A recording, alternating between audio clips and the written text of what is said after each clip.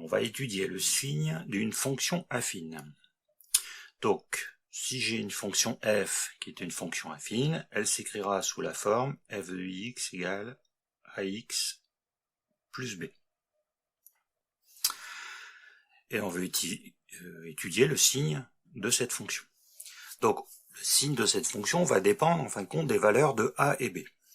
Alors, premier cas, si a est égal à 0. Donc, on va avoir une fonction du type f de x égale b, c'est-à-dire une fonction constante. Une fonction constante, c'est représenté par une droite parallèle à l'axe des abscisses. Donc, soit, donc du coup, c'est soit le b est positif et la fonction est positive, donc, du coup, si b positif, f sera positive, et si b est négatif, la fonction sera négative. Voilà. Donc ça, c'est le cas pour a est égal à 0. Donc maintenant, on va étudier le cas où a est différent de 0. Alors, on va déjà se représenter un petit peu les différents cas des fonctions affines. Voilà. Donc, fonction affine, c'est représenté par une droite. Ça peut être une droite qui a cette allure-là. Voilà. Mais ça peut être une droite aussi qui sera plutôt sous cette forme-là. Alors ici, qu'est-ce qui se passe? On a donc une fonction croissante.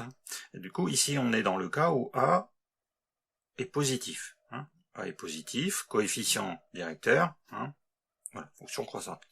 Ici, on est dans le cas a négatif.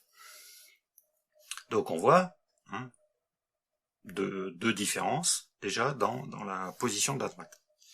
Mais en tout cas, ce qui nous intéresse, c'est de savoir déjà quelle est la valeur de ce point. Puisque ce point-là, c'est la valeur qui va annuler la fonction. C'est-à-dire que ici, pour toutes les valeurs qui seront inférieures à cette valeur, la fonction elle sera négative, et pour toutes les valeurs supérieures à cette valeur, la fonction sera négative. Et ce sera l'inverse pour cette deuxième configuration. Donc du coup, il faut chercher la valeur de x qui va annuler notre fonction affine. Donc on va chercher quand est-ce que la fonction affine, ax plus b, est égale à 0. Donc il faut résoudre l'équation, ax plus b est égal à 0. Donc ça veut dire ax est égal à moins b. On ajoute moins b à chaque membre de l'équation. Et ensuite, on obtient la valeur moins b sur a. On peut diviser par a, puisque ici, on est dans le cas a différent de 0. On a déjà étudié le cas où a est égal à 0. Et donc, du coup, on va avoir deux tableaux de signes, en quelque sorte. Un pour a positif, un pour a négatif. Donc, si a, alors on va le noter comme ça, donc a positif. Du coup, ma fonction, elle va s'annuler en moins b sur a. Donc là, on sera moins l'infini, et ici a plus l'infini. Du coup, qu'est-ce qu'il y a ici? Elle sera négative, et ici, elle sera positive. Voilà.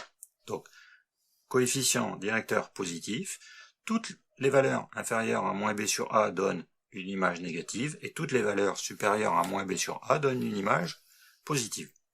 Et inversement, si le coefficient est inférieur à 0, donc on a le même tableau avec les mêmes valeurs, moins b sur a plus l'infini, sauf que cette fois-ci, on a l'inverse. Positif, ma fonction est positive pour les valeurs inférieures à moins b sur a, et négative pour les valeurs supérieures à moins b sur a. Donc voilà un petit peu les différents cas pour le signe d'une fonction affine.